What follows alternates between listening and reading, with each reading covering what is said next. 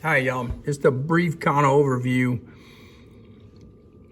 I know I keep harping on chemistry in here, but really from a digestion, absorption, what's going on metabolically in the body, there's a lot of chemistry, biochemistry that's involved.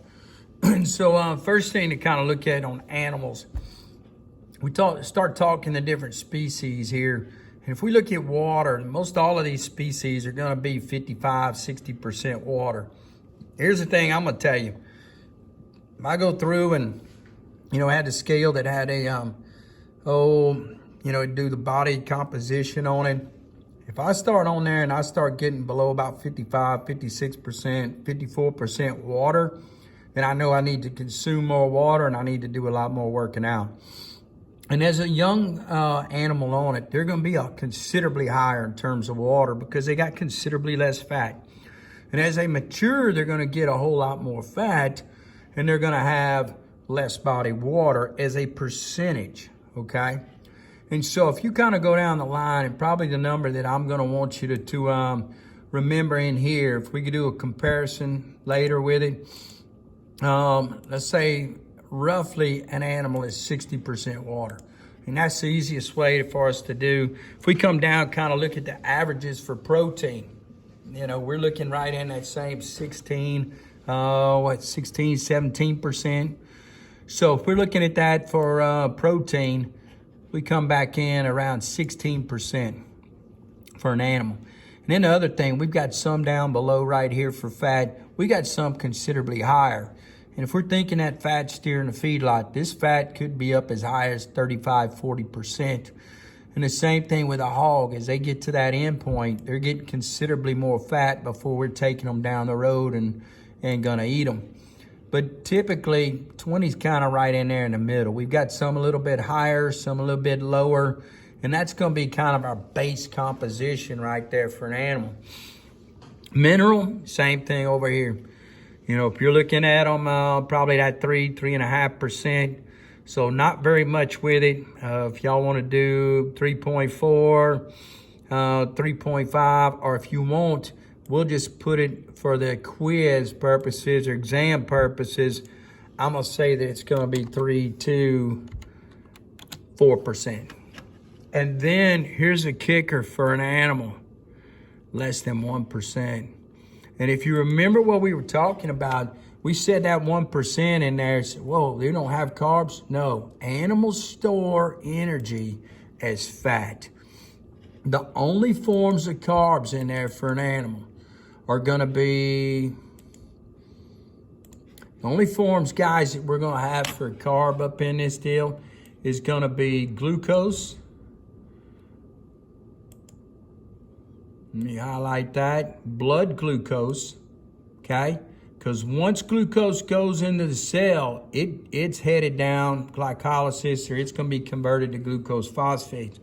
The other way that carbs are going to be stored in the body is through glycogen.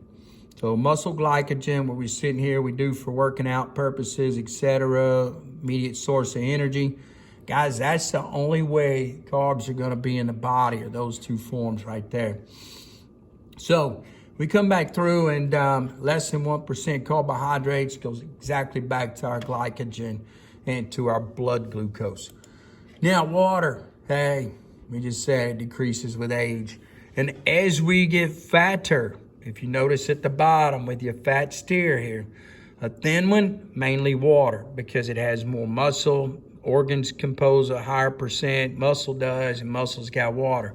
When they get fat and we start laying on a lot of fat, then we're gonna decrease the amount of water in the animal.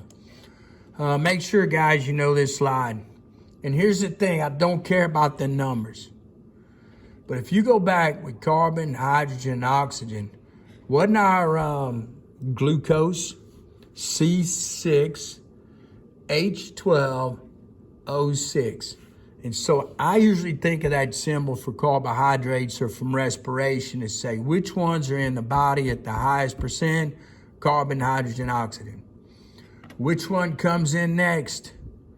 Nitrogen. And for me, guys, the easiest way to remember nitrogen being the fourth most is right here. amine groups for amino acids. It's think about the protein, the skin, muscle, the organs, etc. in the body. Now, the mineral elements, and what we said on that last lecture, one of the lectures about minerals, the mineral that is in there, of that 4%, 3%, 4%, half of that is going to be calcium, okay? For skeletal aspect, muscle aspect, etc. So if I'm going to sit there and look body elemental composition, I got my 3 basics, carbon, hydrogen, and oxygen. Nitrogen's coming in next, amino acids, mineral elements, of which half of those are going to be calcium. And of course, you can step right back down. Phosphorus will be your next one. So there you go, cal phos, a good percentage. Of that 3%, 3 to 4%, we said a ton of it's going to be calcium and phosphorus, okay? Then a lot of these others get into a micro status or a macro status here for your potassium, your sulfur, we said for disulfide bonds, your potassium and sodium right here for electrolytes, go with chlorine, and then magnesium. And so you can see, even with iron that we need for heme, manganese, coppers, iodines, for our thyroid hormones, we said, we don't have much of those compositions in it. Now, the exact flip side, plant. Hey, we got 65, 70% water. Here's the thing. If I'm looking at it from a fresh ryegrass, I could be as high as 90%, okay? And I could be as low as 45%.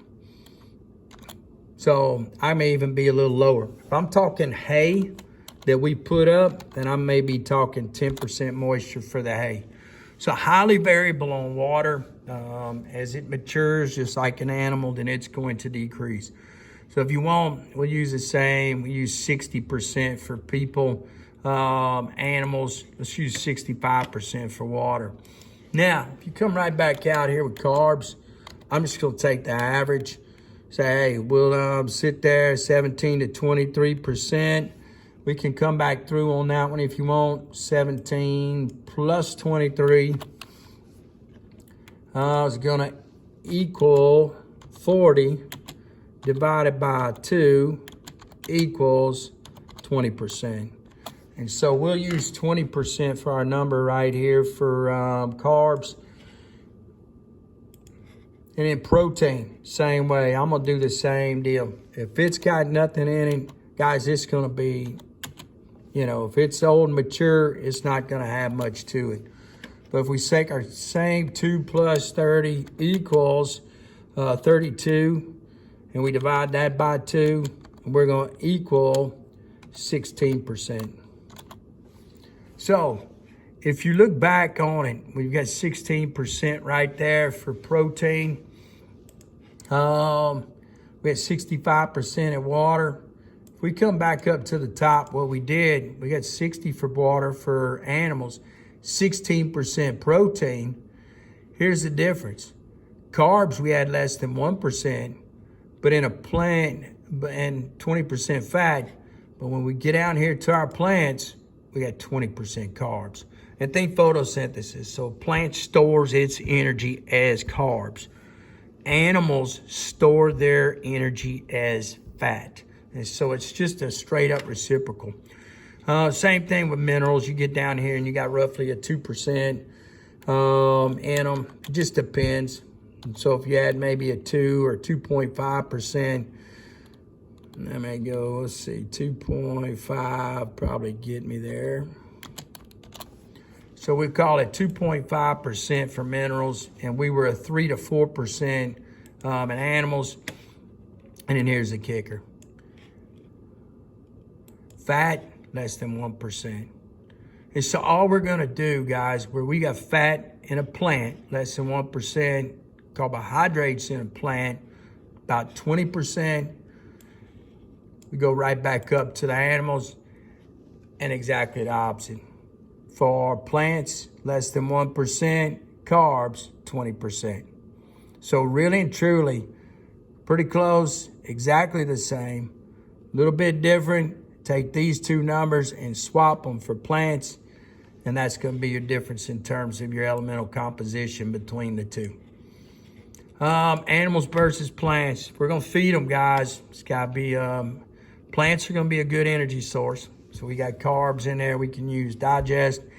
Animals are going to be a better protein source. So compared to our soybean meal, cottonseed meals, animals are going to be a lot better.